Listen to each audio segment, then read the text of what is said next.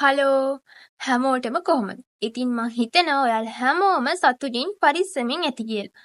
අද මම මේ වීඩියෝ එකෙන් ඔයාලත් එක්ක ෂෙයා කරගන්නේ කොහොමද අපි හරියට බයෝ MCQ එකක් විවරණය කරන්න කියලා. අනිවාර්යෙන් ඔයාලා මේ වීඩියෝ එක බලන්න. අතරතුර ඔයාලට තියෙන්න ඕනි පාස් පේපර් පොතක්, පැන්සලක්, හෝ පෑනක්, ඒ වගේම CR පොතක්. හැම වීඩියෝ එකකම මොකද මම CR පොතක් ගන්න කියන්නේ කොළ ගත්තට පස්සේ අපිට ඒව දාපු තැන් හොයාගන්න බැරි වෙනවා. ඉතින් පොතක් අරගෙන මේවා නිවැරදිව කරගෙන යන එක තමයි හොඳම ක්‍රියාමාර්ගය වෙන්නේ.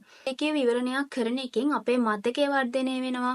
ඊළඟට අපේ ලොජිකල් හැකියාව, තර්කානුකූල හැකියාව වර්ධනය වෙනවා. මොකද අපි හැම ආන්සර් එකක්ම වර්ධින්න හේතුව හරි ගියොත් අපි එයාට අදාළ අවට වටපිටාව පොඩ්ඩක් පැහැදිලි කරන එකෙන් අපේ මතකයේ වගේම අපේ MCQ අඩුම 40කට උඩ තැනකට යන්න පුළුවන් වෙනවා. ඉතින් ඒක තමයි MCQ එකක් විවරණය කරන එකේ වාසිය. ඔයාලත් එක්ක අද ඩිස්කස් කරන පළවෙනි ප්‍රශ්නේ වෙන්නේ 2020 බයෝ පේපර් එකේ අපි කරමු දෙවෙනි ප්‍රශ්නේ. ප්‍රෝටීන සම්බන්ධව සත්‍ය ප්‍රකාශයද අසත්‍ය ප්‍රකාශයද කියලා අහලා ප්‍රෝටීන කියලා තමයි දීලා. එතකොට අපි මේක දැනගන්න ඕන මේ අහන්නේ සත්‍ය ප්‍රකාශයක්ද එහෙම නැත්නම් අසත්‍ය ප්‍රකාශයක්ද කියලා. සමහරක් වෙලාවට මේකේ ආන්සර්ස් 4ක් හරි ඒවා තිබිලා එක ආන්සර් එකක් වැරදි ඒවා තියෙන්නත් පුළුවන්. සමහරක් වෙලාවට ආන්සර්ස් 4ක් හරි ගිහිල්ලා එකක් වැරදි වෙලා තියෙන්නත් පුළුවන්. අපි MCQ answers එකේ ඉඳන් බලාගෙන යමු. ඩයිසල්ෆයිඩ් බන්ධන නිසා ද්විතීයික ව්‍යුහය ඇති කරගනී. ප්‍රෝටීන වල ව්‍යුහ මට්ටම් 4ක් තියෙනවා. ප්‍රාථමික ව්‍යුහය, ද්විතීයික ව්‍යුහය, තෘතීයික ව්‍යුහය සහ චාතුර්ථ ව්‍යුහය කියලා. එතකොට ද්විතීයික ව්‍යුහය ඇති වෙන්නේ කොහොමද? ප්‍රාථමික ව්‍යුහය දඟර ගැසීමෙන් හරි. එහෙම නැත්නම් එතීමෙන් හරි තමයි ද්විතීයික ව්‍යුහය ඇති වෙන්නේ. එතකොට ද්විතීයික ව්‍යුහය ඩයිසල්ෆයිඩ් බන්ධන නිසා ඇති වෙනවා කියන එක වැරදි. එතකොට පළවෙනි ප්‍රකාශය වැරදි. ඔන්න පළවෙනි ප්‍රකාශය වැරදි. අපි දෙවෙනි ප්‍රකාශයට යමු. තෘතීයික ව්‍යුහයට නම් ඩයිසල්ෆයිඩ් බන්ධන දායක වෙනවා. නමුත් ද්විතීයික ව්‍යුහයට ඩයිසල්ෆයිඩ් බන්ධන දායක වෙන්නේ නැහැ. විවිධ ඇමයිනෝ අම්ල 26කින් සමන්විත වේ. අපි දන්නවා ප්‍රෝටීන හැදන්න දායක වෙන්නේ ඇමයිනෝ අම්ල 20යි. ඒ අනුව දෙවෙනි පිළිතුරත් වැරදි. හරිද? ඔන්න. එතකොට අපිට දැන් තේරෙනවා මේකේ අහන්නේ ප්‍රෝටීන් පිළිබඳ සත්‍ය ප්‍රකාශයයි දෙකක්ම වැරදිනේ. එතකොට අනිවාර්යෙන් ඉතුරු තුනේ දෙකක් වැරදි වෙලා එකක් හරියන්න ඕනේ.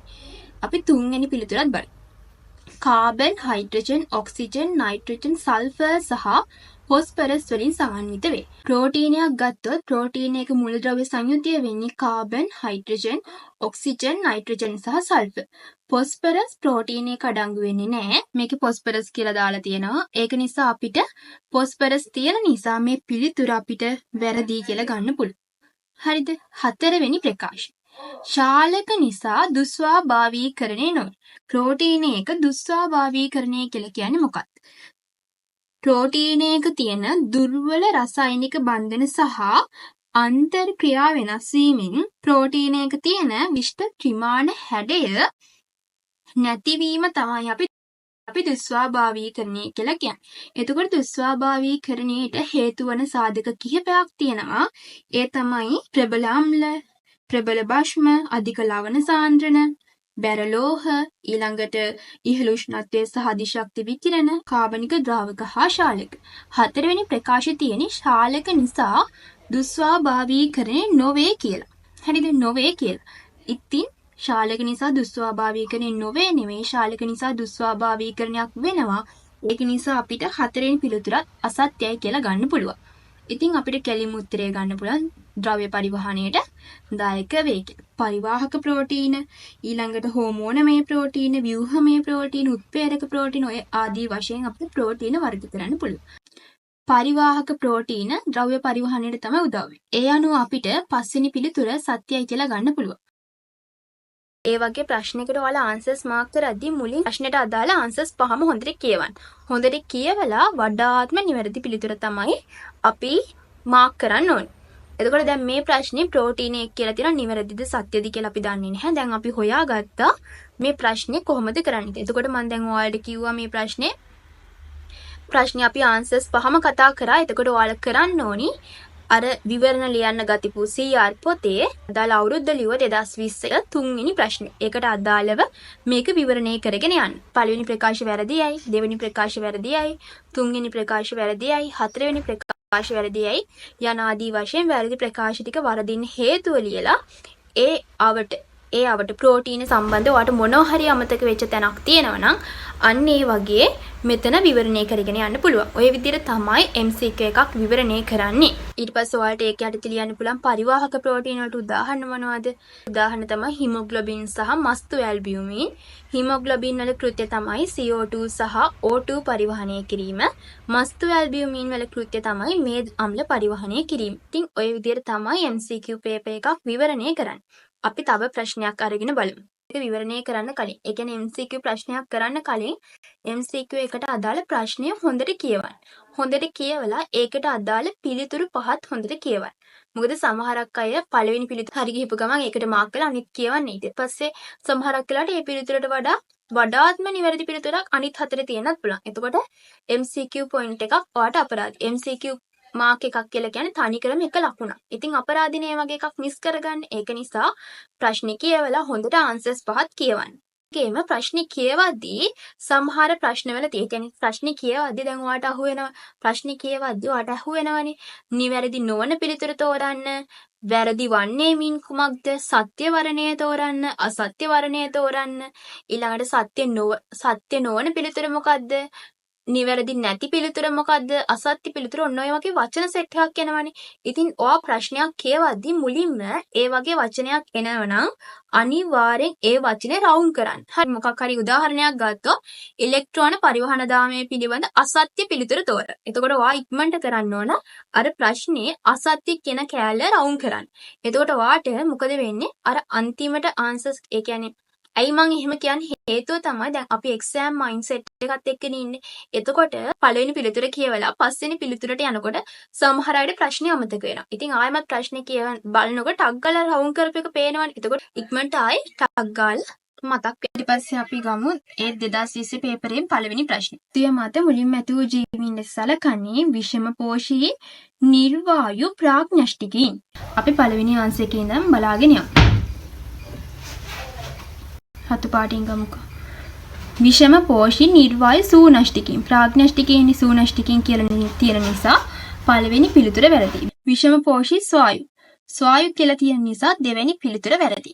තුන්වෙනි පිළිතුරේ තියෙනවා ස්වයංපෝෂී. මෙන් ස්වයංපෝෂී දැක්ක ගමන්ම මතක් වෙන්න ඕනේ ස්වයංපෝෂී නෙමෙයි විෂම පෝෂී. ඊළඟට විෂම පෝෂී නිර්වායු ප්‍රාග්ඥෂ්ටිකීන් තුන්වෙනි පිළිතුරත් වැරදි. එතකොට ආන්සර් එක වෙන්නේ විෂම පෝෂී නිර්වායු ප්‍රාග්ඥෂ්ටිකයෝය. ඊට පස්සේ අපි බලමු 2021 පේපර් එකේ තුන්වෙනි ප්‍රශ්නේ.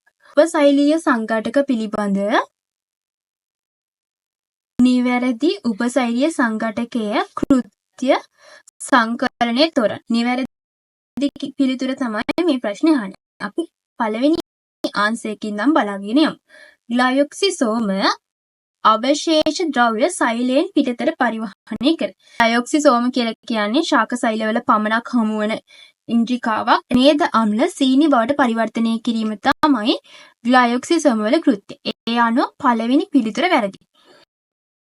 අවශේෂ ද්‍රව්‍ය සෛලයෙන් පිටතට පරිවහනය කිරීමට දායක වෙන්නේ ලයිසෝසෝම්.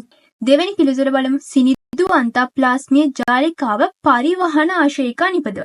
අන්තප්ලාස්මීය ජාලිකා වර්ග දෙකක් තියෙනවා. සිනිඳු අන්තප්ලාස්මීය ජාලිකා සහ රළු අන්තප්ලාස්මීය ජාලිකා. සිනිඳු අන්තප්ලාස්මීය ජාලිකා SCR කියලා, රළු අන්තප්ලාස්මීය ජාලිකා RER කියලාත් අපි හඳුන්වනවා.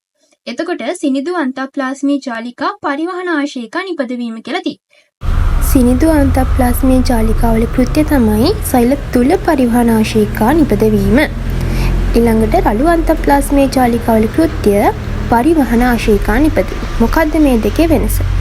සිනිඳු අන්තප්ලාස්මීය ජාලිකාවල තියෙන සෛල තුල කියලා. එතකොට මොකද සෛල තුල කියලා කියන්නේ එකම සෛලයේ එක තැනකින් නම් තවත් තැනකට ද්‍රව්‍ය පරිවහනය කිරීම තමයි සිනිඳු අන්තප්ලාස්මීය ජාලිකාවල කෘත්‍ය. නමුත් මෙතන තියෙන පරිවහන ආශ්‍රයිකා කියලා අපිට මේ පිළිතුර සත්‍යයි කියලා ගන්න පුළුවන්. නමුත් දෙවෙනි පිළිතුරටත් වඩා ගැළපෙන පිළිතුරක් තියෙනවා නම් අපි ඒක මාක් කරමු. තුන්වෙනි පිළිතුරේ තියෙන්නේ රළු අන්තප්ලාස්මීය ජාලිකාව කාබෝහයිඩ්‍රේට් පරිවෘත්තීය කරයි කියලා. කාබෝහයිඩ්‍රේට් පරිවෘත්තීය සිදු කරන්නේ සිනිඳු අන්තප්ලාස්මීය ජාලිකාව. ඒ අනුව තුන්වෙනි පිළිතුර වැරදි. නෂ්ටිය ග්ලයිකෝප්‍රෝටීන සංශ්ලේෂණය. ග්ලයිකෝප්‍රෝටීන සංශ්ලේෂණයට දායක වෙන්නේ රළු අන්තප්ලාස්මීය ජාලිකාව. ඒ අනුව හතරවෙනි පිළිතුරත් වැරදි. පෙරොක්සිසෝම ප්‍රභාශ්වසනය කියලා තියෙන්නේ පස්වෙනි පිළිතුරේ. පෙරොක්සිසෝම මගින් ප්‍රභාශ්වසනය සිදු කරනවා. ඒ අනුව පස්වෙනි පිළිතුරත් නිවැරදි. ඉතින් මේ ප්‍රශ්නය ගත්තොත් නිවැරදි පිළිතුරු දෙකක් තියෙනවා. එකක් දෙවෙනි පිළිතුර සහ පස්වෙනි පිළිතුර. ඒකිනුත් වඩාත්ම නිවැරදි පිළිතුර වෙන්නේ පස්වෙනි පිළිතුර. නමුත් ඒ අවුරුද්දේ ඒ ආන්සර්ස් දෙකටම ලකුණු දීලා තිබ්බා. ඉතින් ඒ වගේ ආන්සර්ස් එන්න පුළුවන් පේපර්ස් වල ඕල් ප්‍රශ්න තියෙනවා. දෙකකට වඩා හරි ඒවා තියෙනවා. ඉතින් ඒ අනුව මේකට ආන්සර් එක වෙන්නේ 2 සහ 5. එහෙනම් අදට මම මගේ වීඩියෝ එක එන්ඩ් කරනවා. ආයෙත් මේ වගේ බයෝ ටිප්ස් බලන්න මගේ YouTube channel එක subscribe කරලා තියාගන්න.